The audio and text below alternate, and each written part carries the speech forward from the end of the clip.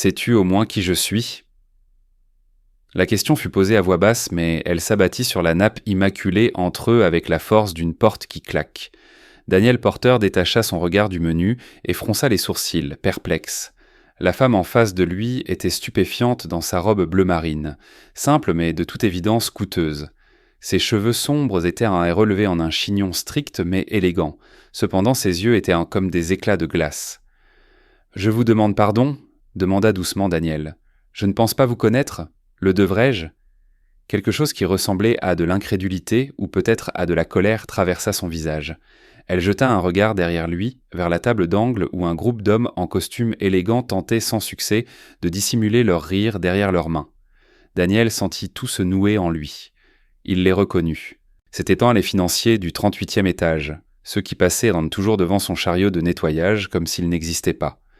L'un d'eux, un directeur suffisant nommé Gregory Pike, leva son téléphone, faisant semblant de vérifier un message, mais Daniel remarqua le voyant rouge clignotant de la caméra. Et à cet instant déchirant, Daniel comprit tout. Ce n'était pas un rendez-vous, c'était une exécution. Le regard glacial de la femme revint sur lui. « Je suis Miranda Ellison », dit-elle, martelant chaque mot froidement. « Je suis la directrice des technologies de l'information chez Ellison Financial. La même entreprise où vous, monsieur Porter, travaillez comme agent d'entretien. » Tout avait commencé 8 heures plus tôt, par un mensonge. Daniel nettoyait les portes en verre du hall principal et une odeur de polish au citron flottait dans l'air quand Gregory Pike et ses amis s'approchèrent de lui. C'était inhabituel. Ils ne lui parlèrent jamais. « Ian Porter, dit Gregory avec un sourire prédateur, tu as une grande soirée ce soir, mon pote. » Daniel hocha simplement la tête, sans cesser de travailler. « Enfin, désolant. On a discuté avec les gars. » Intervint un autre homme. « Et on a décidé que tu es un bon gars. Tu travailles dur, tu restes discret. En gros, tu mérites une pause. » Grégory s'appuya contre le comptoir de la réception. « Il y a une femme à la comptabilité. Intelligente, belle, mais très timide. Elle t'a vu et semble intéressée. On a décidé de vous arranger un coup. Un petit rendez-vous à l'aveugle, à nos frais. » Daniel arrêta de nettoyer la vitre. Il avait 34 ans. Sa vie se résumait à sa fille de 7 ans, Laïa, et au rythme calme et prévisible des quarts de nuit. Les rendez-vous n'étaient pas seulement passés au second plan, ils étaient complètement rayés de sa vie.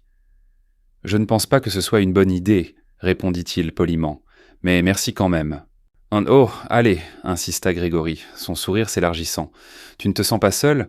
Une table pour 2 est déjà réservée.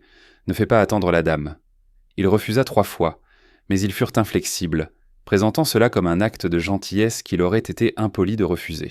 Et la graine d'une idée qu'il ne s'était pas permis d'envisager depuis des années commença à germer. Peut-être que rien de mal n'arriverait. Quand il rentra dans leur minuscule appartement le soir, Léa était assise à la table de la cuisine, coloriant assidûment une image de licorne. Elle leva les yeux vers lui. Ses yeux vifs lui rappelèrent tellement sa mère que son cœur se serrait encore. « Papa, tu as l'air un peu nerveux », dit-elle avec une perspicacité surprenante pour une enfant de 7 ans. Il esquissa un faible sourire. « Des gens du travail m'ont organisé une rencontre avec un nouvel ami. » Le visage de Lia s'illumina. « Une amie ? Elle est jolie ? » Je ne sais pas, ma chérie, je ne l'ai pas encore vue. »« Il faut que tu y ailles, » insista-t-elle en sautant de sa chaise. Elle courut vers sa petite armoire et en sortit sa seule belle chemise, une chemise gris foncé à boutons qu'il avait achetée pour l'enterrement de sa femme et qu'il n'avait jamais portée depuis. Mais celle-ci, avec elle tes yeux ressemblent au ciel. Sa spontanéité enfantine fut la goutte d'eau. Pour elle, il voulait être plus qu'un simple agent d'entretien fatigué. Il voulait être un homme qui croyait encore au bien. Au même moment, à l'autre bout de la ville, dans un penthouse avec vue sur les lumières de la métropole, Miranda Ellison avait une conversation similaire, mais empreinte de suspicion. « Un rendez-vous à l'aveugle, Grégory ? Je n'ai pas le temps pour ça, » dit-elle sans détacher les yeux du rapport trimestriel sur sa tablette. Sa fille de 5 ans, Maya, était assise par terre à côté d'elle, construisant silencieusement et méticuleusement une tour parfaite avec des cubes. « Il est parfait pour toi, Miranda », l'a persuadé Grégory au téléphone. Un entrepreneur qui a bâti son entreprise à partir de rien, tout comme toi. Il est intelligent, déterminé et a spécifiquement posé des questions sur toi après cet article dans Forbes. Miranda soupira. 1 an s'était écoulé depuis que son mari l'avait quittée. Une année de travail épuisant et d'un silence encore plus assourdissant de la part de sa fille. Les spécialistes répétaient allemand la même chose. Le traumatisme dû au départ de son père lui avait fait perdre la parole. Miranda sentit la vague familière de désespoir la submerger. Peut-être qu'elle avait vraiment besoin de cette soirée. Un moment pour se sentir femme, et non plus seulement directrice et mère ratée. D'accord, trancha-t-elle. Un cocktail et c'est tout. Alors qu'elle s'apprêtait à partir, le téléphone sonna. La nounou annulée à la dernière minute en raison d'un imprévu. Miranda regarda Maya, ses grands yeux expressifs qui disaient tout ce que sa bouche ne pouvait pas dire. Elle ne pouvait pas la laisser, mais l'idée d'une autre nuit passée dans leur appartement silencieux était insupportable. Elle prit une décision. Elle emmènerait Maya avec elle. Après tout, ce n'était qu'un cocktail. Qu'est-ce qui pourrait mal tourner ? Retour au restaurant où le monde de Daniel bascula. Toutes les pièces du puzzle s'assemblèrent avec une clarté nauséabonde. La femme timide de la comptabilité, l'entrepreneur à succès, tout était un mensonge. Une farce cruelle et bien orchestrée pour le divertissement de quelques hommes riches. Daniel sentit le sang quitter son visage. Il repoussa sa chaise. Sa seule pensée était de fuir. « Je dois y aller. » « Non !» L'ordre de Miranda fut calme mais autoritaire. Son regard était donc fixé sur la table de Grégory. Sa fureur était presque palpable. « Vous allez vous asseoir. Vous allez commander à dîner. Et vous n'allez pas donner à ces pitoyables gamins cette satisfaction. » C'est à ce moment précis qu'une petite silhouette apparut à côté de Miranda. C'était sa fille Maya, qui était assise jusqu'alors à une table près de l'entrée avec l'hôtesse. À côté d'elle se tenait une autre petite fille aux yeux vifs et curieux. Lia. La sœur de Daniel l'avait amenée, pensant que le rendez-vous se terminerait bientôt. « Maman, j'ai faim », murmura Maya, mais aucun son ne sortit. Elle articula les mots avec ses mains, et la précision de ses mouvements était déchirante. Lia, cependant, ne sembla rien remarquer. Elle adressa un large sourire à Maya. « Salut, je suis Lia. Ta maman est si belle, et mon papa est chez Beau aussi, n'est-ce pas ?» Le cœur de Daniel se serra. Il regarda Miranda, la directrice qu'il n'avait vue que de loin jusqu'à présent, et il ne vit pas un titan de l'industrie, mais une mère dont la douleur lui était que trop familière. Il ramena lentement sa chaise vers la table et s'assit. La farce n'était pas terminée. Elle ne faisait que commencer. Le serveur s'approcha de leur table, une expression d'indifférence feinte sur le visage. « Bonsoir. Puis-je vous proposer des boissons ?» demanda-t-il, évitant soigneusement le regard des cadres narquois dans le coin. Miranda ne le regarda pas.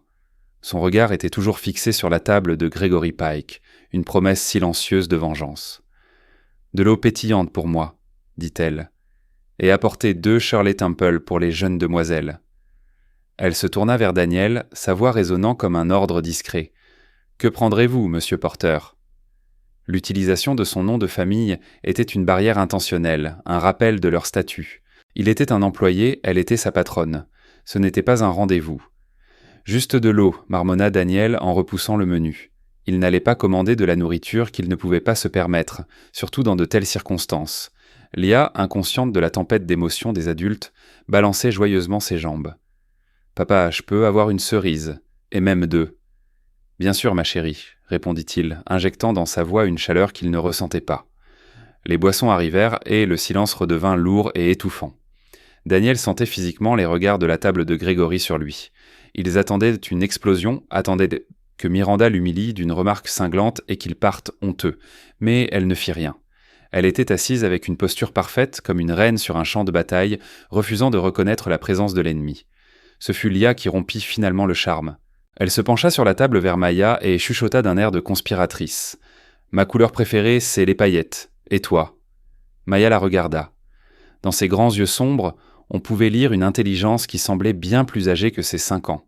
Elle entr'ouvrit la bouche, comme pour dire quelque chose, un geste minuscule et encourageant. Mais ses lèvres se resserrèrent en une ligne dure. Elle baissa les yeux sur ses mains posées sur ses genoux. Une lueur de frustration traversa le visage de Lia. Elle saisit une fourchette Clémence, ses phalanges blanchissant, et regarda sa mère d'un air suppliant. « Car maintenant, elle aime le bleu, » dit Miranda, sa voix s'adoucissant. La dureté glaciale avait fait place à une tristesse familière et lasse. « Et elle veut savoir si ta robe a des poches. » Lia gloussa. « Oui, pour garder des secrets. Ce n'est pas grave si tu ne veux pas parler. Moi aussi, parfois, je suis timide. » Mais Daniel voyait bien que ce n'était pas de la timidité. C'était un verrou, fermé quelque part au plus profond d'elle, et seule Maya en avait la clé. Il vit une larme solitaire couler sur la joue de la petite fille. C'en était assez. Il ne pouvait plus supporter cela. L'humiliation de la farce était une chose, mais voir la souffrance silencieuse d'un enfant en était une autre. Ses instincts, enfouis depuis 3 longues années, sous une montagne de chagrin, commencèrent à se réveiller. Ignorant le regard surpris de Miranda, il se pencha légèrement en avant. Il n'était plus thérapeute, il était juste un père. Mais il se souvenait. Il prit un sachet de sucre dans le pot en céramique et en déchira un coin. Il versa délicatement quelques cristaux blancs sur le bois sombre de la table, formant une petite étoile scintillante. Puis il trempa son doigt dans son verre d'eau et laissa une goutte parfaite tomber à côté de l'étoile. « Regarde, Maya, dit-il doucement et tendrement. Une étoile à vœux et une lune magique. » Le regard de Maya quitta ses genoux et se posa sur la scène minuscule. Laïa laissa échapper un hoquet de surprise admiratif. Daniel ne regarda pas directement Maya, sachant que cela créerait trop de pression. Il se concentre sur la table. Il poussa la goutte d'eau avec son doigt, faisant glisser lentement la lune sur le bois jusqu'à ce qu'elle touche les cristaux de sucre. L'étoile se dissolut instantanément, disparaissant dans l'eau. La lune a serré l'étoile dans ses bras, chuchota-t-il, et maintenant le vœu est en sécurité à l'intérieur. Il leva les yeux. Les yeux de Maya étaient en grands ouverts, non de tristesse, mais d'un émerveillement pur et sincère. Un léger sourire effleura les coins de ses lèvres. Elle le regarda vraiment, et pour la première fois, il vit la petite fille derrière le silence. Puis elle regarda le sucrier, et de nouveau vers lui. Ses yeux posaient une question claire et inexprimée. Daniel poussa légèrement le pot vers elle. Lentement, avec hésitation, sa petite main s'avança, prit un sachet et le fit glisser sur la table vers lui. C'était une demande, ou en sorte une invitation. Miranda observait la scène, sa main figée sur son verre d'eau. Elle était pâle. Elle avait dépensé une fortune pour les plus grands psychologues pour enfants, comportementalistes et neurologues du monde. Ils venaient avec leurs graphiques, leurs outils de diagnostic et leurs théories. Ils avaient en rempli la vie de sa fille de cabinets stériles et de questions analytiques. Aucun d'eux ne l'avait fait sourire. Aucun n'avait obtenu de réponse de sa part. Et cet agent d'entretien, l'homme que ses employés avaient choisi pour une blague cruelle, avait percé le mur en 60 secondes avec un sachet de sucre et une goutte d'eau. Le reste du dîner se déroula comme dans un brouillard. Ils commandèrent de la nourriture sur l'insistance de Miranda, son ton ne laissant aucune place à la discussion. Les filles la mangèrent pendant que Daniel et Maya continuaient leur jeu silencieux, créant des comètes scintillantes et des galaxies en dissolution à la surface de la table. Les rires de la table de Grégory s'étaient tus depuis longtemps, remplacés par des chuchotements confus et agacés. Leurs blagues parfaites avaient d'une manière ou d'une autre échoué.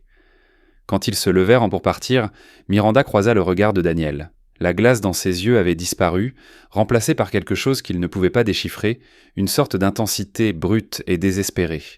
Dans le grand hall de marbre, tandis que Lia racontait avec enthousiasme à sa tante au téléphone l'histoire de la lune magique, Miranda le plaqua contre un mur. « Les spécialistes ont un nom pour ça », dit-elle presque en chuchotant. « Le mutisme sélectif, déclenché par un traumatisme. Ils n'ont pas de remède, seulement des techniques, dont aucune n'a fonctionné. » Elle s'approcha. « J'ai payé des millions de dollars à des médecins de renommée mondiale pour ce que vous venez de faire avec une goutte d'eau. Alors vous allez me dire tout de suite qui vous êtes. » Daniel sentit les murs se refermer. L'éloge, l'intensité dans ses yeux, tout cela ressemblait à une condamnation. Un rappel douloureux de l'homme qu'il avait été, de l'homme qui avait échoué quand cela comptait le plus. « Je suis l'homme qui nettoie votre hall. »« C'est tout, répondit-il d'une voix neutre. Les yeux de Miranda se plissèrent. La directrice était de retour. « Ranch !»« Je ne vous crois pas. Vous allez aider ma fille. » Ce n'était pas une demande, mais un ordre venu d'en haut. Ces mots allumèrent en lui une étincelle de défi, alimentée par des années de douleur.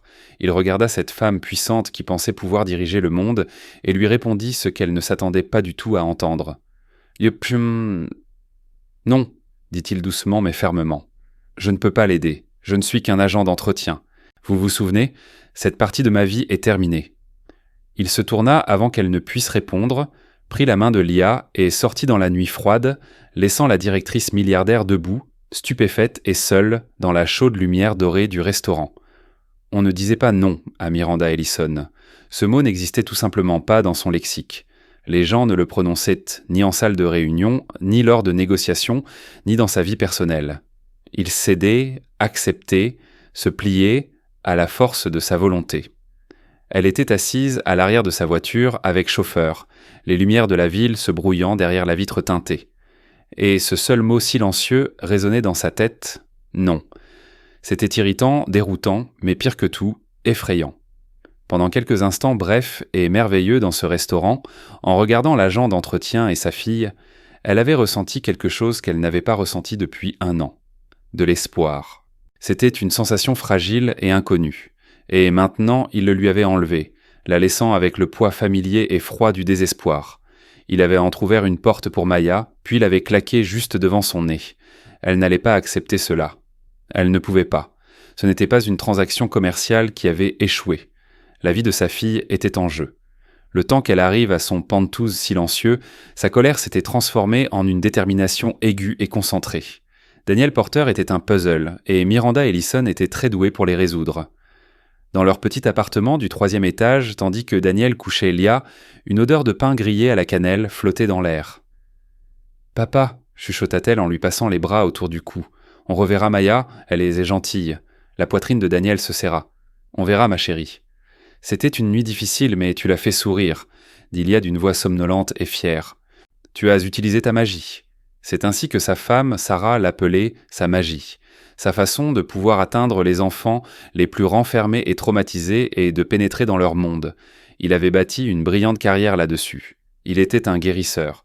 Mais quand Sarah était tombée malade, sa magie n'avait pas fonctionné. Il ne pouvait pas chasser le cancer de son corps. Il ne pouvait pas restaurer ses cellules défaillantes avec des mots doux et des jeux patients. Il était resté à son chevet pendant des mois, regardant la lumière la plus brillante de sa vie s'éteindre, et toutes ses compétences, toute son empathie, s'étaient avérées impuissantes.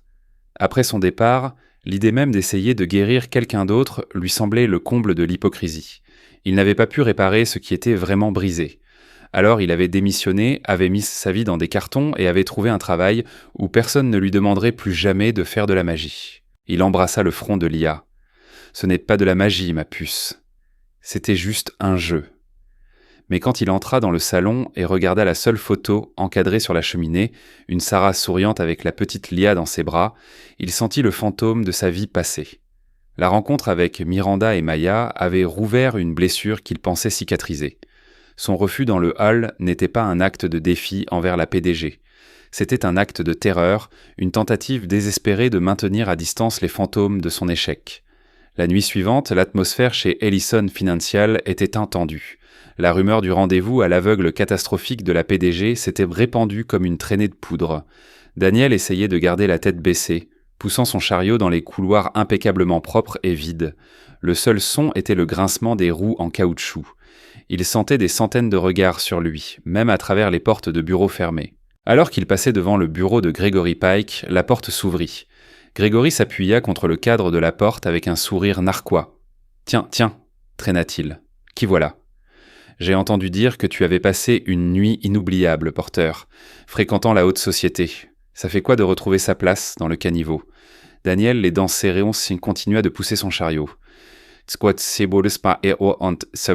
Excusez-moi, monsieur Pike, je dois nettoyer ce sol. » Le sourire de Gregory vacilla. Il s'attendait à ce que Daniel soit humilié, brisé. Il ne comprenait pas pourquoi Miranda ne l'avait pas renvoyé sur le champ. La blague n'avait pas tourné comme prévu, et cela le rendait nerveux. 1 heure plus tard, Daniel était au 48e étage, dans l'aile de la direction. C'était toujours silencieux comme un musée ici. Il nettoyait l'immense table en acajou de la salle de conférence quand une porte claqua derrière lui. Il se retourna. Miranda Ellison était là, les bras croisés.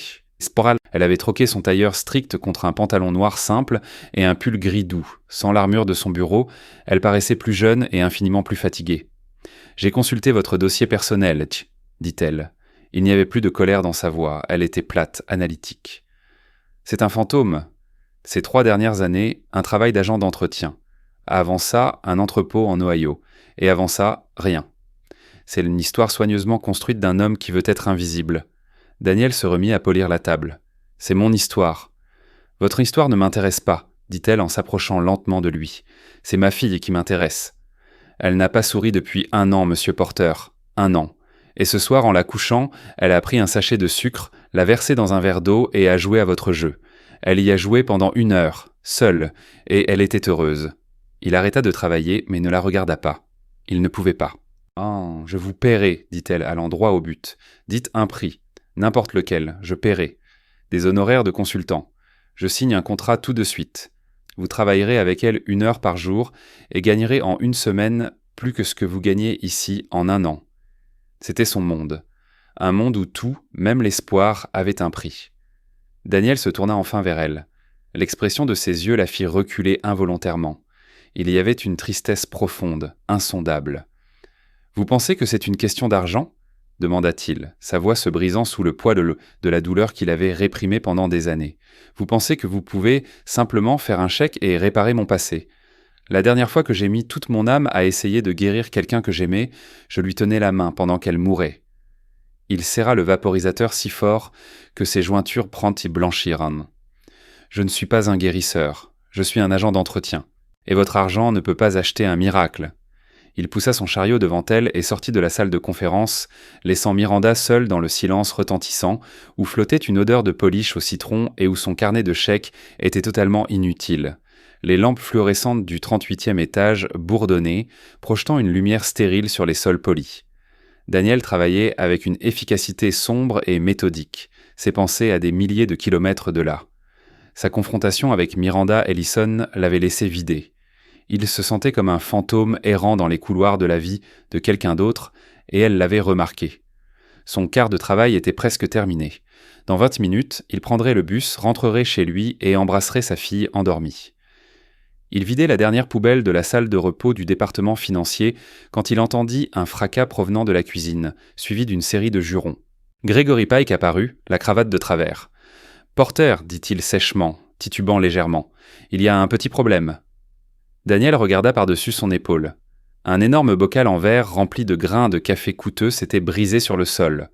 Pire encore, une bouteille industrielle pleine de sirop de caramel collant et brun foncé, du genre utilisé pour les lattes sophistiquées, avait été renversée à côté. Le liquide épais et visqueux s'étalait lentement sur le carrelage blanc, formant une flaque d'1,5 mètre, se mélangeant aux éclats de verre et à des milliers de grains de café. C'était un désordre intentionnel, malveillant. « Navré, monsieur Pike, marmonna Gregory, bien qu'il n'y ait aucune trace d'excuse dans sa voix. « Maladroit de ma part. Vous vous en occuperez, n'est-ce pas ? On se voit demain matin. » Il tapota l'épaule de Daniel et se traîna vers les ascenseurs. Daniel contempla le chaos. Le nettoyage prendrait au moins 2 heures. Il ne rentrerait pas chez lui avant minuit. Il ne pourrait pas vérifier si l'IA allait bien. Une colère chaude et amère monta dans sa poitrine, une émotion qu'il ne s'était pas permis de ressentir depuis des années. Ce n'était pas un accident, c'était un message. Gregory marquait son territoire, rappelant à Daniel sa place. Il n'était que l'homme qui nettoyait derrière les autres. Les 2 jours suivants, Miranda élabora une stratégie. Si ni le pouvoir ni l'argent n'avaient d'effet sur Daniel Porter, elle devait trouver un autre point de pression. Elle confia à son assistante un projet de recherche simple, découvrir tout ce que faisait l'agent d'entretien Daniel Porter en dehors de ses heures de travail. Cette demande semblait être une intrusion dans la vie privée, mais elle se justifiait par une seule pensée. C'est pour Maya. Le rapport fut court et d'une simplicité douloureuse. Il travaillait et emmenait sa fille après à l'école. Le samedi, de 10h à midi, ils allaient à la bibliothèque publique, et le dimanche, si le temps le permettait, ils passèrent la journée au parc Northwood. Il y avait un manège que sa fille adorait. Le dimanche, le soleil brillait et l'air était frais. Miranda s'habilla, ainsi que Maya, en jeans et pull simple, des vêtements qu'elle n'avait pas portés depuis des années. Elle se sentit comme une imposture lorsque son chauffeur s'arrêta au bord du parc public, un lieu rempli des sons de la joie ordinaire et quotidienne. Elle les trouva facilement. Daniel était assis sur un banc avec un livre usé à la main, observant Laïa qui faisait un tour de manège, son rire se propageant dans tout le parc. Sous la lumière du soleil, il paraissait différent, plus doux. Les traits durs de la fatigue sur son visage s'étaient estompés, remplacés par une concentration paternelle tranquille. Il ressemblait à un homme en paix avec le monde. Miranda prit une profonde inspiration et conduisit Maya vers l'aire de jeu. Elle ne l'approcha pas directement. Au lieu de cela, elle s'assit sur un banc de l'autre côté du manège. Son cœur battait la chamade, comme celui d'un raideur d'entreprise avant une prise de contrôle hostile. Maya se tenait à côté d'elle, serrant la main de sa mère et observant les autres enfants avec ce désir familier et déchirant. Léa les remarqua la première. Quand le manège s'arrêta, elle sauta et courut vers elle, ses nattes flottant au vent. « Maya !» s'exclama-t-elle avec une joie sincère. « Tu es venue au parc ? Maya lui fit un signe timide en retour. « Tu veux aller sur les balançoires ?» demanda Lia en prenant la main libre de Maya. « Papa me pousse si haut que j'atteins presque les nuages. » Maya regarda sa mère avec une supplication muette dans ses grands yeux. Miranda hocha la tête, sentant une boule se former dans sa gorge. « Vas-y ma chérie, va jouer. » Elle la regarda tandis que Lia conduisait sa fille vers les balançoires. Daniel leva les yeux, oubliant son livre. Il la vit et l'expression paisible sur son visage se mua en une tension méfiante. Il se leva et marcha lentement, avec raideur, dans sa direction. Il s'arrêta à quelques mètres de son banc. « Que faites-vous ici, Miss Ellison ?»« Ma fille vous laissait venir au parc, » répondit Miranda d'une voix neutre. Ce n'était pas un mensonge complet. « C'est une grande ville, » m'en dit-il froidement. « Il y a beaucoup de parcs. Mais celui-ci a un manège. » Elle le regarda dans les yeux, abandonnant toute prétention. « Je ne suis pas ici pour vous offrir de l'argent, Daniel, ni pour donner des ordres. » Elle montra les balançoires où Lia bavardait sans arrêt tandis que Maya restait assise, immobile, à observer. « Je suis ici parce que ma fille est enfermée en elle-même, et vous, pour une raison que je ne comprends pas, avez la clé. Je l'ai vue. Elle l'a vue. » Elle n'avait cessé de chercher des sachets de sucre depuis cette nuit-là. Le regard de Daniel s'adoucit en regardant les deux filles. Il vit Lia pousser doucement la balançoire de Maya, essayant de l'impliquer dans le jeu. Il remarqua une lueur de sourire sur le visage de Maya, un sourire qui n'atteignait pas tout à fait ses lèvres, mais qui était dans ses yeux. Et il vit sa profonde solitude. C'était un silence qui lui semblait douloureusement familier. « Je vous l'ai dit, » dit-il d'une voix basse presque suppliante. « Je ne peux pas. » Miranda se leva. Son sang-froid finit par se fissurer. Le désespoir qu'elle ressentait chaque jour traversa ces murs soigneusement construits. « Pourquoi ? Parce que vous avez peur ? Moi aussi, je suis terrifié. Je suis terrifié à l'idée de ne plus jamais entendre sa voix. Qu'elle grandisse dans un monde où elle ne pourra pas dire « je t'aime » ou « j'ai peur » ou même simplement son nom. Elle s'approcha, sa voix tombant à un murmure chargé de la douleur d'une mère. « Je ne sais pas ce qui vous est arrivé. Je ne sais pas ce qui vous a brisé. Mais ma petite fille ne mérite pas d'en payer le prix. » Elle regarda de nouveau Maya, puis lui. Ses yeux brillaient tant de larmes non versées. « S'il vous plaît, chuchota-t-elle, et dans ce mot, il n'y avait ni pouvoir ni force. C'était simplement une supplique. Ne le faites pas pour moi. Faites-le pour elle. » Daniel suivit son regard. Il vit sa fille, si pleine de lumière et de rire, et il vit Maya, à bien des égards son reflet, mais enfermée dans l'ombre. Son refus catégorique, ses murs de chagrin soigneusement construits, commencèrent à s'effriter. Le silence s'étira entre eux, dense sous le soleil de l'après-midi et les rires lointains des enfants. Le regard de Daniel glissa du visage plein d'espoir de Maya au visage confiant de Lia, et vice-versa. Pendant 3 ans, il avait construit une forteresse autour de son cœur. Ses murs étaient faits de chagrin et cimentés par la conviction qu'il était brisé et irréparable. Mais la supplique muette d'une fillette de 5 ans s'avéra être une force plus puissante que n'importe quelle défense qu'il avait jamais érigée. Les murs s'effondrèrent, il expira enfin.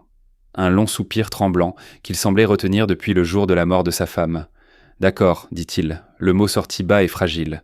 Miranda s'affaissa de soulagement, comme une marionnette dont on venait de couper les fils. « Merci, je vous paierai bien sûr. Nous pouvons rédiger un contrat ?»« Non, » l'interrompit Daniel. Sa voix était redevenue ferme, mais pour une autre raison. Il ne la repoussait plus. Il posait les conditions de sa capitulation. Pas de contrat, pas d'argent, et personne au bureau ne doit jamais le savoir. Personne. Miranda le fixe, déconcerté par son refus d'être payé. « Mais votre temps... »« Ce n'est pas un travail, » déclara-t-il en la regardant dans les yeux. « Si je le fais, ce ne sera pas en tant que professionnel. Je ne suis plus celui que j'étais. Et il y a une autre condition. » Il hésita. Les mots avaient un goût de cendre.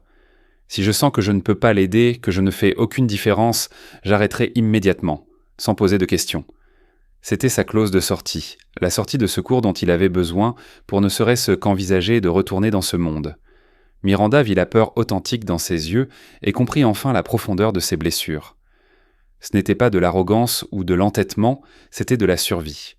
« D'accord, » dit-elle doucement, avec une sincérité qu'il ne lui avait jamais entendue auparavant. « À toutes vos conditions. »« Merci, Daniel. » 2 nuits plus tard, Daniel se tenait maladroitement dans le hall en marbre du penthouse de Miranda Ellison.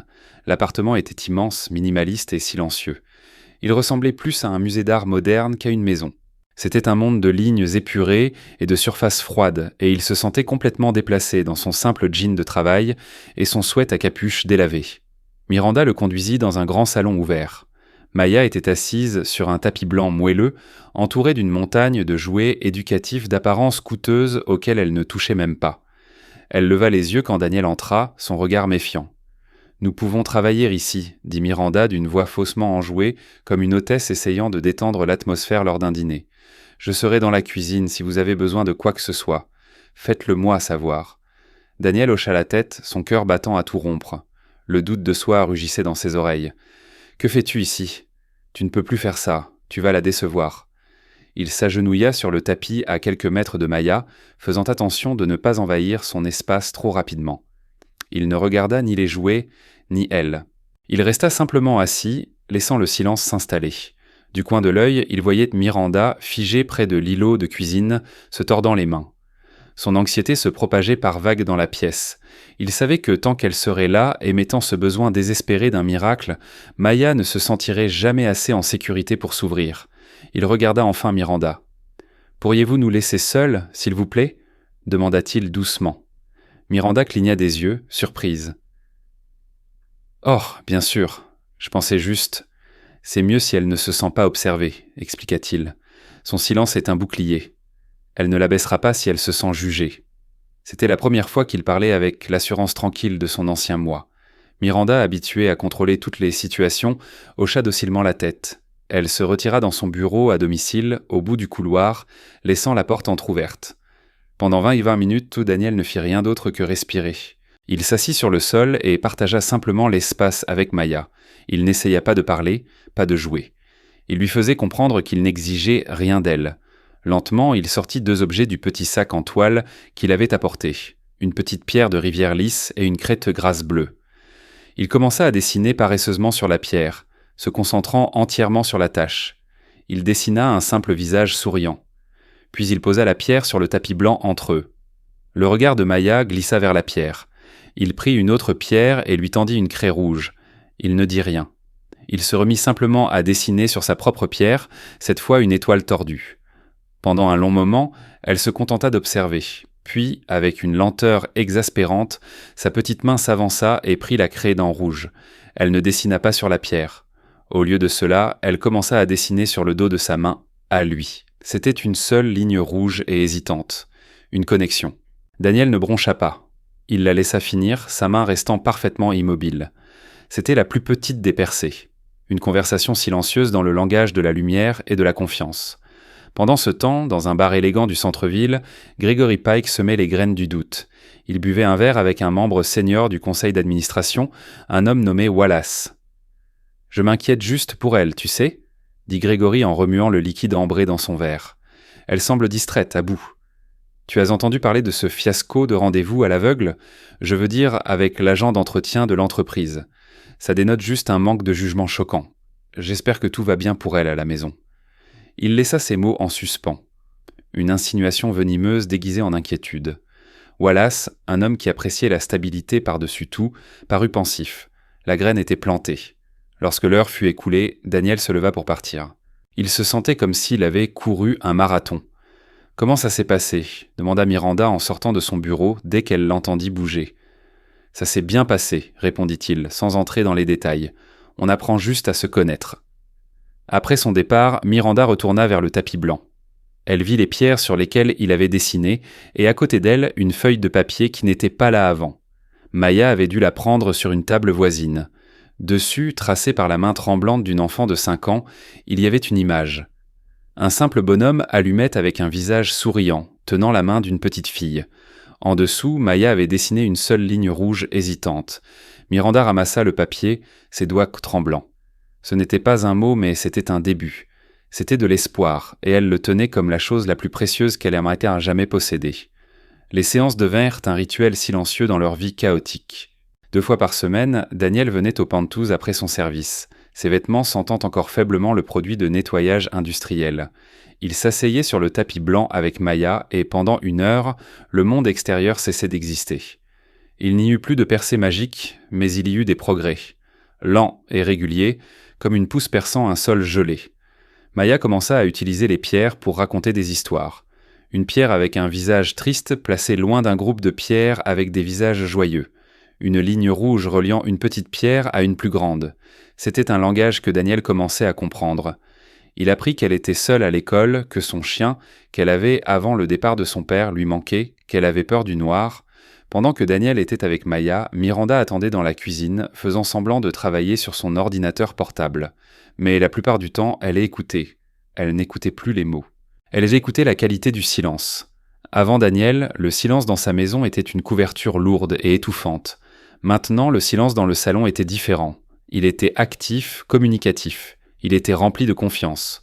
Leurs propres conversations commencèrent par des moments timides avant et après les séances. Elle semble aimer dessiner des maisons, remarqua Daniel un soir en rangeant son sac. Toujours la même chose, une fenêtre et une personne qui regarde dehors.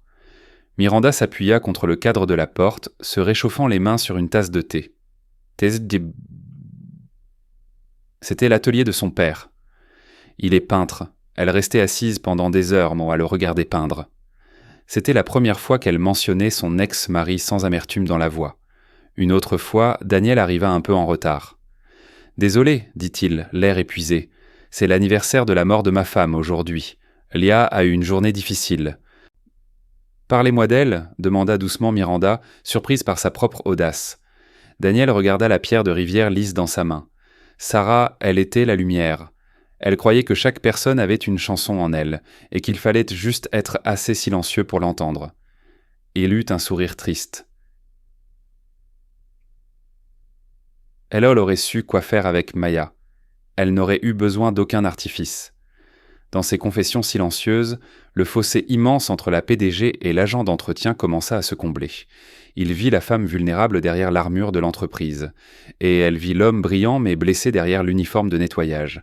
Ils n'étaient que deux parents célibataires, essayant de traverser un océan de chagrin et de construire un havre de paix pour leurs enfants. C'était une amitié fragile et tacite, un lien forgé dans le silence de la chambre d'une petite fille.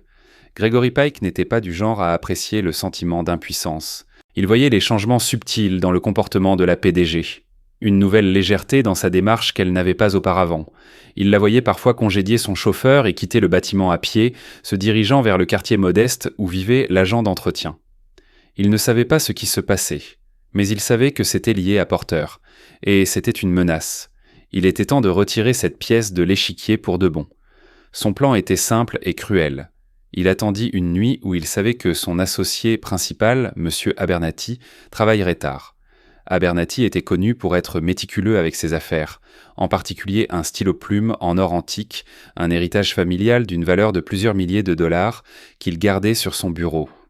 Pendant que Daniel nettoyait un autre étage, Gregory se glissa dans le bureau d'Abernathy et mit le stylo dans sa poche. Cependant, ne voulant pas se salir les mains, il fit appel à son subordonné, Peterson, pour l'étape finale et cruciale. Il donna le stylo à Peterson avec des instructions claires.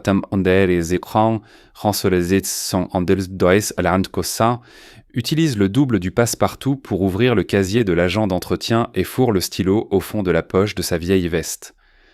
Puis il passa un appel anonyme à la sécurité du bâtiment, signalant qu'il avait vu l'agent de nuit se comporter de manière suspecte près du bureau d'Abernathy.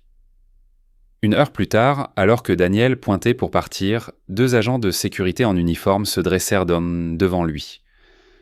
L'agent principal, un homme costaud nommé Henderson qui lui adressait habituellement un signe de tête amical, avait une expression sombre. « Monsieur Porter, dit Henderson d'un ton officiellement froid, nous avons besoin que vous veniez avec nous. »« Quel était le problème ?» demanda Daniel, sentant son cœur battre dans sa poitrine. « Nous avons un rapport de vol à l'étage de la direction. Un objet de valeur a disparu du bureau de M. Abernathy. Nous sommes obligés de fouiller tout le personnel de service. » Daniel sentit un frisson lui parcourir le dos. C'était faux, c'était un coup monté. « Un vol, je n'ai rien vu. C'est juste la politique de l'entreprise, Daniel, » dit le deuxième agent avec plus de sympathie. « Finissons-en. Pouvons-nous vérifier votre sac et votre casier ?» Ils l'escortèrent jusqu'au local de nettoyage. Daniel ouvrit son casier. Ses mains ne tremblaient pas malgré son cœur qui battait la chamade. L'agent fouilla dans ses affaires, sortant une chemise de rechange, un roman de poche usé et, enfin, sa veste. L'agent tâta les poches. Ses doigts se refermèrent sur quelque chose de dur et de métallique. Il en sortit un stylo-plume en or antique. Il brillait sous la lumière crue des néons. La preuve, Anderson le brandit. Pouvez-vous expliquer cela, monsieur Porter ? Daniel fixe le stylo, la tête lui tournant. Il ne l'avait jamais vu de sa vie. Il leva les yeux du stylo vers les visages de pierre des agents et comprit que le piège s'était refermé. Le visage de Grégory, avec son sourire narquois et triomphant, lui apparut à l'esprit. « Ce n'est pas à moi, dit-il d'un murmure rauque. Je ne sais pas comment c'est arrivé là. » Le visage d'Henderson se durcit. « C'est ce qu'ils disent tous, soupira-t-il en sortant une paire de menottes en plastique. « Vous allez devoir venir avec nous. » Monsieur Abernathy descend et il voudra porter plainte. Daniel était assis dans une petite pièce sans fenêtre du bureau de la sécurité, au sous-sol. Le stylo volé gisait sur la table en métal devant lui, comme une condamnation. L'air était vicié, avec une odeur de vieux café. Henderson, le chef de la sécurité, l'interrogeait, mais ces mots n'étaient qu'un bourdonnement lointain. Tout ce à quoi Daniel pouvait penser, c'était Lia, dormant seule dans leur appartement, attendant le retour de son père. Qu'adviendrait-il d'elle s'il était arrêté ? La porte s'ouvrit brusquement et un homme corpulent au visage rougeau, vêtu d'un costume cher, entra en trombe. « Monsieur Abernathy », il pointa un doigt tremblant sur Daniel. « C'est lui, le voleur, me beugla-t-il. Je veux qu'il soit arrêté. Je veux porter plainte avec toute la rigueur de la loi. Quelle audace, voler un héritage familial inestimable. » Anderson tenta de le calmer. « Monsieur, nous suivons simplement la procédure. »« La procédure ?» ricana Abernathy. « L'homme a été pris la main dans le sac. » « De quelle autre procédure avez-vous besoin ? Appelez la police tout de suite. » Daniel sentit les derniers vestiges d'espoir s'évanouir. C'était sa parole contre la leur. L'agent d'entretien contre l'associé principal. Il était déjà condamné. « Ce ne sera pas nécessaire, Philippe. » La voix venait de l'embrasure de la porte, tranchante et froide comme l'acier. Miranda Ellison était là, toujours dans ses vêtements de travail, les bras croisés. Elle dégageait une aura de pouvoir absolu qui réduisit instantanément tout le monde au silence. La mâchoire d'Abernathy tomba. Henderson se redressa, comme si le président venait d'entrer dans la pièce. « Miranda, balbutia Abernathy, c'est une affaire de sécurité. Cet homme était mon employé, trancha-t-elle, son regard fixé sur Daniel. Ce qui signifie que c'est mon affaire. Tu peux y aller, Philippe. Henderson et moi allons nous en occuper. » Son ton indiquait clairement que ce n'était pas une suggestion. Abernathy marmonna quelque chose, puis se dégonfla et quitta précipitamment la pièce en hochant la tête. Le regard de Miranda s'adoucit légèrement en regardant Daniel. « Tu vas bien ?» Il ne put que hocher la tête, la gorge trop serrée pour parler. Elle se tourna vers Henderson. « Raconte-moi tout, du début à la fin. » Henderson raconta l'histoire. L'appel anonyme, la fouille, la découverte du stylo. Quand il eut fini, Miranda resta silencieuse un long moment. « Ça n'a aucun sens, » dit-elle, plus pour elle-même que pour quiconque. Puis elle regarda Daniel. « J'ai offert à cet homme une somme qui aurait changé sa vie. Et il a refusé. Dis-moi, Henderson, pourquoi un homme qui refuse une fortune volerait-il un stylo ?» Le chef de la sécurité n'avait pas de réponse. « Sortez les enregistrements, » ordonna Miranda. « Je veux voir toutes les bandes de surveillance du 40e étage et de la zone de stockage du matériel de nettoyage des 3 dernières heures. Immédiatement. » L'heure suivante, ils la passèrent là tous les 3 dans la salle de surveillance principale. Une pièce sombre baignée par la lumière d'une douzaine d'écrans. Ils visionnèrent des heures d'enregistrement accélérées en silhouettes floues et fantomatiques. Ils virent Daniel effectuer son travail de manière méthodique et approfondie. Ils virent Abernathy quitter son bureau. Rien d'inhabituel. « Il n'y a rien ici, Miss Ellison, » dit Henderson, commençant à s'impatienter. « Continuez à chercher, dit-elle, les yeux plissés par la concentration. Cherchez quelqu'un qui ne devrait pas être là. » Et c'est là qu'elle le vit. Un éclair de mouvement près du local de nettoyage. À un moment où Daniel se trouvait à un tout autre étage. Stop, rembobinez, zoomez sur ce couloir. La bande fut rejouée au ralenti. Une silhouette sortit de l'ombre. Ce n'était pas Grégory. C'était son assistant le plus proche, un analyste junior nommé Peterson. Il jeta un regard nerveux dans le couloir vide avant de se glisser dans le local non verrouillé. Il resta à l'intérieur moins de 10 secondes. « C'était à quelle heure ?» demanda Miranda. Henderson vérifia l'horodatage et répondit. « Montrez-moi maintenant le journal des appels anonymes. » Henderson tapa sur son clavier. Une ligne de texte apparut. « Appel anonyme concernant une activité suspecte au 45e étage. Appel reçu à 22h51. » 4 minutes après que Peterson ait quitté le local. « J'en ai assez vu, » dit Miranda d'une voix dangereusement calme. Elle se leva. « Anderson, vous allez libérer immédiatement Monsieur Porter avec toutes mes excuses. Cette enquête est terminée. » Elle raccompagna Daniel jusqu'à l'ascenseur. Le silence entre eux était chargé d'émotions inexprimées. Lorsque les portes se fermèrent, les laissant dans le petit espace privé, Daniel retrouva enfin sa voix. « Merci, chuchota-t-il. Les mots semblaient insuffisants. Ils allaient appeler la police. Je ne savais pas quoi faire. Tu n'avais rien à faire, dit-elle en se tournant vers lui. Je savais que tu ne l'avais pas fait. Comment ? Demanda-t-il. Les preuves ? Parce que je sais qui tu es, Daniel, dit-elle doucement. Tu es l'homme qui joue avec des sachets de sucre pour faire sourire une petite fille. Tu es l'homme qui parle de sa défunte femme comme si elle était encore le soleil dans son ciel. Tu n'es pas le genre d'homme qui vole. La foi inébranlable dans sa voix le frappa plus fort que n'importe quelle accusation. À cet instant, elle n'était pas sa patronne. Elle était la seule personne au monde qui le voyait vraiment, tel qu'il était, derrière l'uniforme et le chagrin. L'ascenseur sonna en arrivant dans le hall. Les portes s'ouvrirent. Daniel ne bougea pas. Il se contenta de la regarder. Son cœur débordait, d'un sentiment qu'il ne pouvait nommer. Gratitude, soulagement, et quelque chose de plus, quelque chose de chaud et d'effroyablement nouveau. « Miranda, commença-t-il d'une voix épaisse, rentre chez toi, Daniel, dit-elle, les yeux brillants. Rentre chez toi, retrouver ta fille. Il hocha la tête et sortit de l'ascenseur. Il se retourna une dernière fois et leurs regards se croisèrent. Un courant silencieux et puissant passa entre eux. La menace était passée, mais quelque chose de bien plus important venait de commencer. Le coup monté raté changea tout. Gregory Pike fut laissé en suspens. Son assistant, Peterson, fut renvoyé pour faute grave. Miranda ne renvoya pas Gregory, ce qui, d'une certaine manière, était une punition plus cruelle. Elle le laissa dans son bureau, dépouillé de projets et de responsabilités, un fantôme dans une cage de verre à la vue de tous. Il devint un paria, et sa roche bouillonnante devint de plus en plus toxique chaque jour. Pour Daniel et Miranda, l'incident avait brûlé tous les ponts de la prétention. La crise avait forgé entre eux un lien de confiance si fort qu'il était presque tangible. Leur amitié, née dans l'espace silencieux des séances de thérapie de Maya, s'épanouit pleinement. Un samedi soir, Miranda insista pour que Daniel et Lia se joignent à elle et Maya pour le dîner, non pas dans un restaurant chic, mais dans son immense appartement stérile qu'elle tentait maladroitement de faire ressembler à un foyer. Ils mangèrent de la pizza par terre dans le salon, une violation choquante de l'étiquette du pantouz. Lia et Maya construisirent un fort avec les coussins du canapé et des plaids coûteux. Pour la première fois, Daniel vit Miranda rire vraiment, un rire sincère et libre qui sembla même la surprendre. C'est arrivé quand Lia colla un morceau d'olive noire sur son nez et se déclara licorne. Plus tard, alors que les filles s'étaient endormies dans leur fort de coussins, Daniel et Miranda s'assirent l'un sur le balcon. La ville en contrebasse scintillait comme une constellation tombée du ciel. « Je ne fais jamais ça, dit-elle avec un geste vague vers le chaos domestique. M'asseoir, me détendre. Ma vie est une série d'événements planifiés. »« Bon, la mienne aussi, » admit Daniel. « Travailler, dormir, m'assurer que Lia mange ses légumes. C'est une boucle. »« Est-ce que ça suffit ?» demanda-t-elle doucement, sincèrement.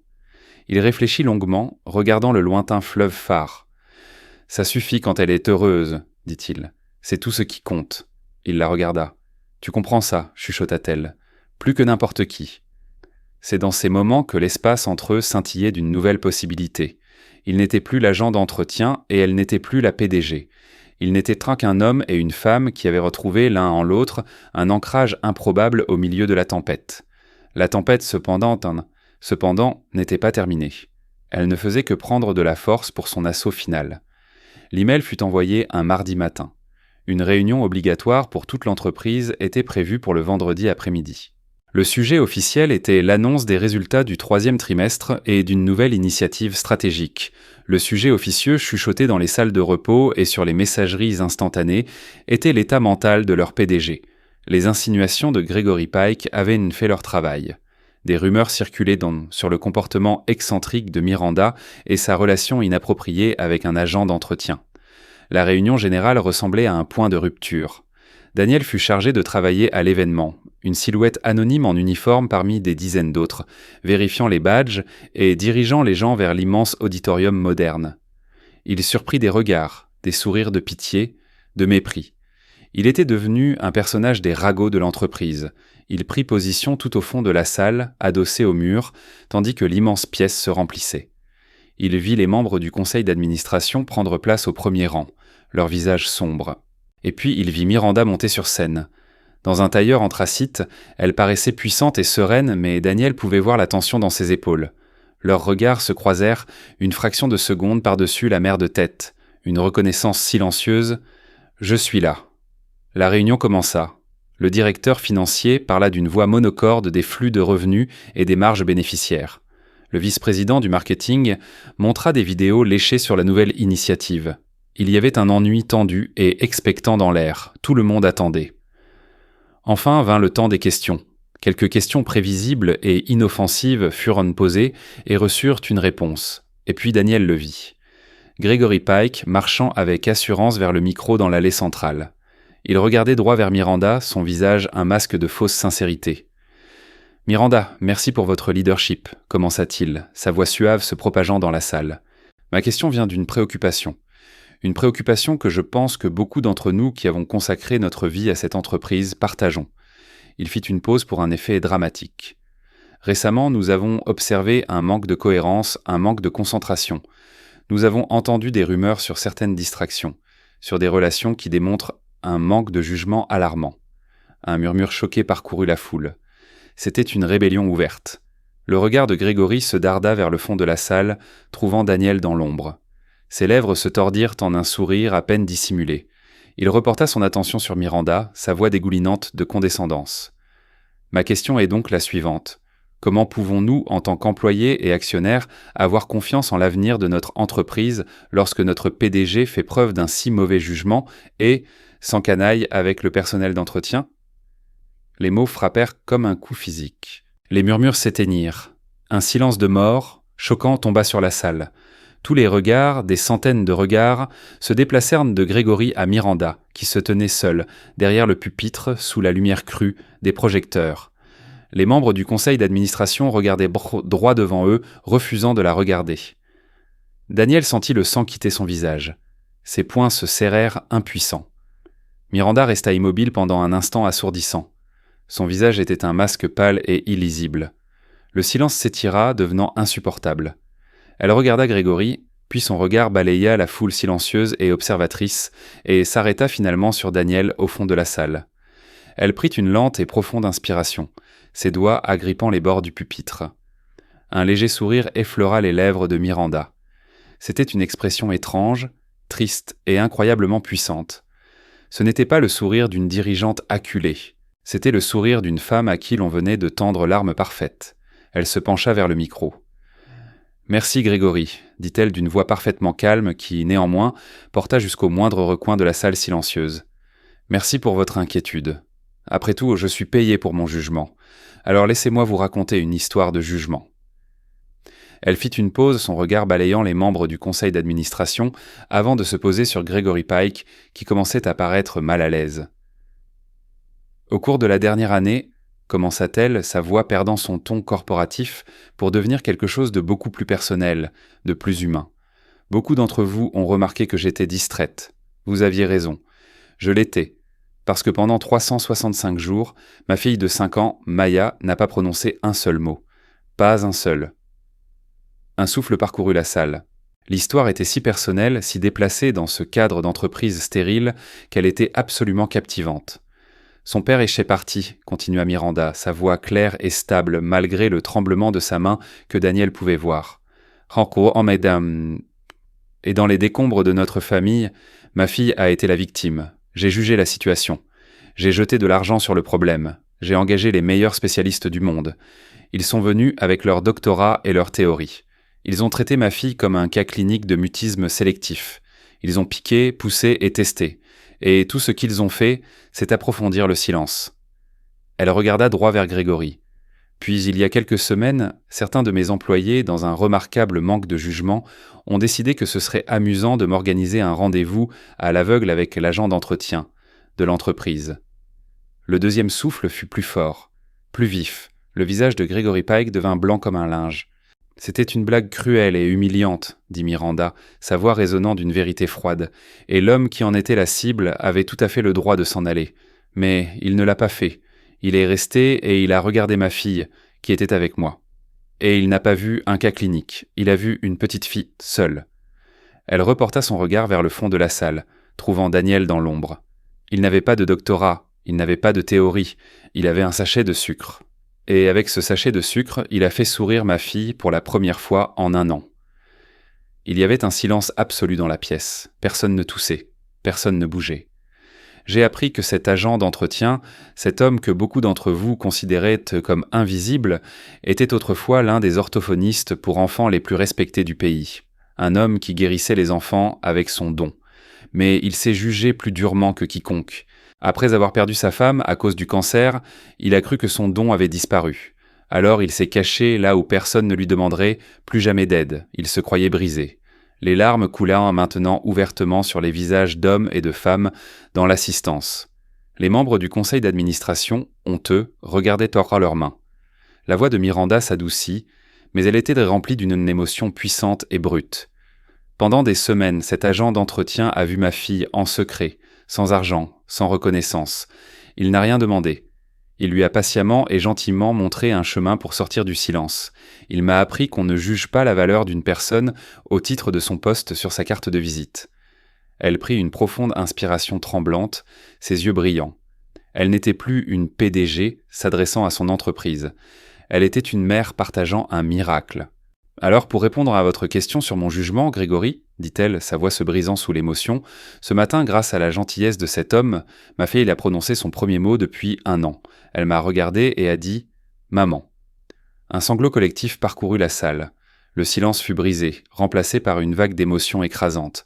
Puis une personne commença à applaudir, suivie d'une autre.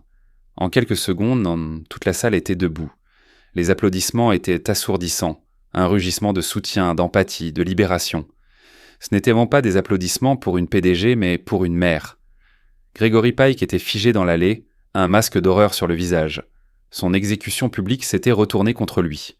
2 agents de sécurité apparurent silencieusement à ses côtés et l'escortèrent hors de la salle sans un mot. À travers le voile de ses propres larmes, Daniel regarda Miranda se tenir derrière le pupitre, laissant les applaudissements la submerger. Quand ils se calmèrent enfin, elle fit une dernière annonce. À compter d'aujourd'hui, Ellison Financial lance une nouvelle fondation caritative, la fondation La Voix de Maya, dédiée à fournir des services de thérapie gratuits aux enfants qui ont subi un traumatisme. Ses yeux trouvèrent à nouveau ceux de Daniel, et ils contenaient une promesse claire et inébranlable. Et j'ai déjà trouvé la personne idéale pour la diriger. Plus tard, une fois le chaos retombé, elle le trouva dans le hall maintenant vide. Le soleil couchant projetait de longues ombres sur le sol en marbre. « Alors, dit-elle avec un léger sourire fatigué sur le visage, le poste de directeur de la fondation est à vous, si vous le voulez. »« Miranda, dit-il, la voix épaisse d'émotion. Après tout ce que vous avez dit, tu n'as rien à dire, l'interrompit-elle doucement. Elle s'approcha, réduisant les derniers centimètres d'espace entre eux. Tu as guéri ma fille, Daniel, mais je pense que, peut-être, tu t'es aussi un peu guéri toi-même. Tu m'as guéri, chuchota-t-il, réalisant que c'était la vérité. Sa foi en lui était la seule chose qu'il n'avait pas pu se donner. Elle tendit la main et toucha doucement son visage, son pouce essuyant une larme qu'il n'avait même pas senti couler. La blague s'est retournée contre eux, n'est-ce pas ? Chuchota-t-elle. Ils ont essayé d'arranger un coup entre l'agent d'entretien et la PDG. Et qu'est-ce qui s'est passé au final ? Demanda-t-il, sentant son cœur battre la chamade. Son sourire était radieux. L'agent d'entretien a sauvé la PDG et sa fille. Il se pencha et elle se dressa pour le rencontrer. Leur premier baiser fut doux, hésitant. Une question et une réponse en un. Ce n'était pas la fin d'un drame d'entreprise. C'était le début d'une histoire d'amour bâtie non pas sur une blague cruelle, mais sur des fondations de gentillesse, de confiance et d'une foi inébranlable. 1 an plus tard, la fondation La Voix de Maya ne ressemblait ni à un bureau d'entreprise ni à une clinique stérile. La réception était peinte dans des tons chauds de jaune soleil et de bleu doux. Dans un coin, il y avait un énorme pouf confortable en forme de monstre amical, et les murs n'étaient pas décorés d'art d'entreprise, mais de dessins d'enfants vifs, chaotiques et joyeux. Dans une pièce calme et ensoleillée, Daniel Porter était assis sur une petite chaise, le dos tourné à la porte. En face de lui, un petit garçon était assis par terre, les yeux grands ouverts et effrayés, les bras enroulés autour de ses genoux. Le garçon n'avait pas parlé depuis qu'il avait été témoin d'un accident de voiture traumatisant 2 mois plus tôt. Daniel était également silencieux.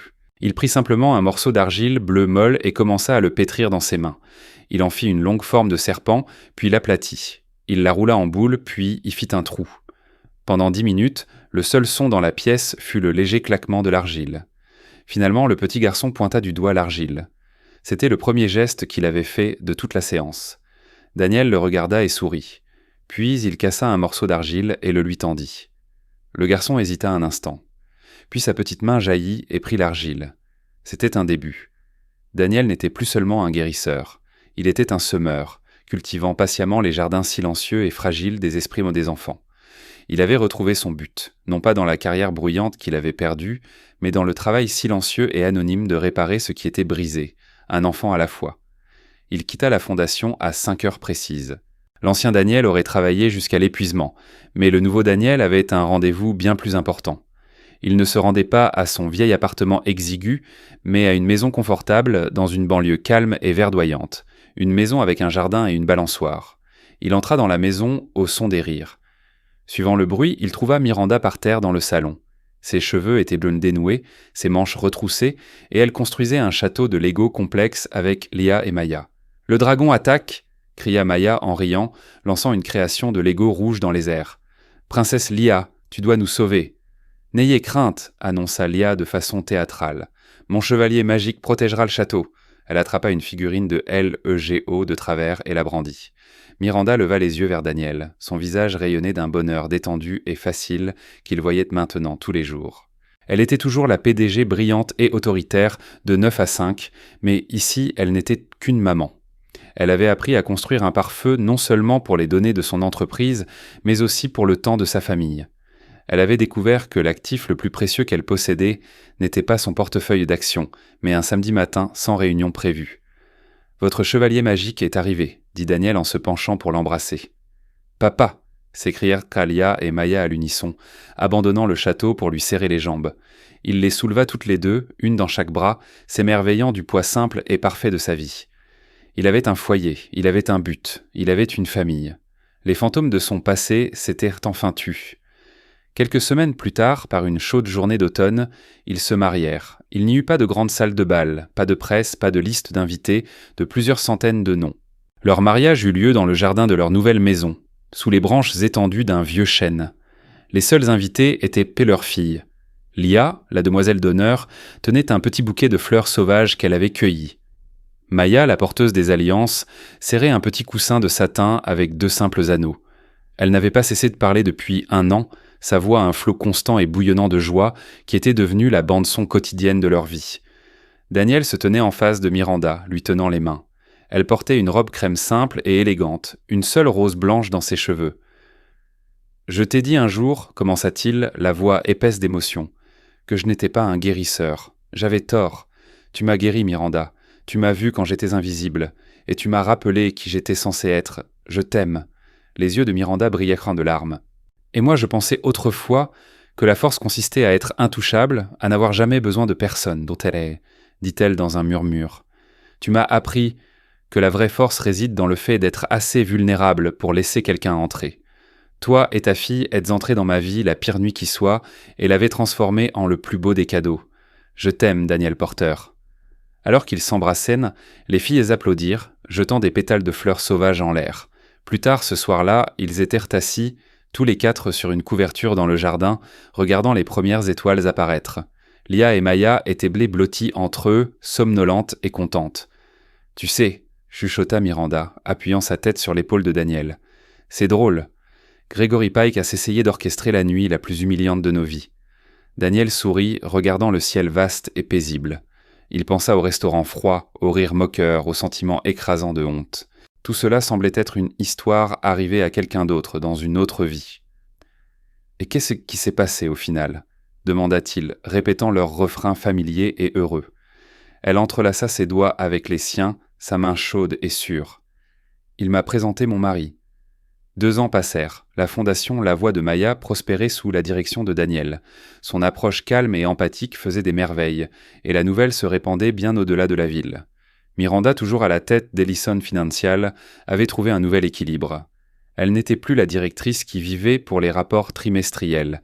Elle était une mère et une épouse qui avaient appris à chérir les soirées tranquilles et les week-ends au parc plus que les fusions et acquisitions. Leur famille recomposée, Daniel, Miranda, Lia et Maya, étaient devenus un tout, harmonieux et heureux. Mais les ombres du passé ne restent pas toujours derrière. Un soir, alors que Daniel terminait sa journée à la fondation, un visiteur inattendu apparut à la porte de son bureau. L'homme portait un costume usé qui avait autrefois été cher. Son visage était émacié et il y avait une lueur fiévreuse et désespérée dans ses yeux. C'était Gregory Pike. « Porter », cracha-t-il le nom comme une insulte. « Regarde comme tu es devenu important. Une fondation entière. Qui l'eût cru ?» Daniel se leva lentement, s'efforçant de rester calme. Il n'avait pas vu Gregory depuis cette réunion d'actionnaires. « Que veux-tu, Gregory ?»« Ce que je veux, » ricana Pike en entrant dans le bureau. Une odeur de whisky bon marché flottait dans l'air. « Je veux la justice. Toi et ta précieuse Miranda. Vous avez ruiné ma vie. J'ai tout perdu. Mon travail, ma réputation, ma famille. Et vous, vous vivez heureux dans votre petit monde parfait. »« Tu as ruiné ta propre vie, grande Gregory, » répondit calmement Daniel. Les yeux de Pike se plissèrent. « Ce n'est pas à toi de me juger. Tu crois que je ne sais pas qui tu es vraiment ? J'ai fait des recherches sur toi, Dr Porter, sur ta brillante carrière, sur la façon dont tu as abandonné quand ta femme est morte. Tu t'es juste caché.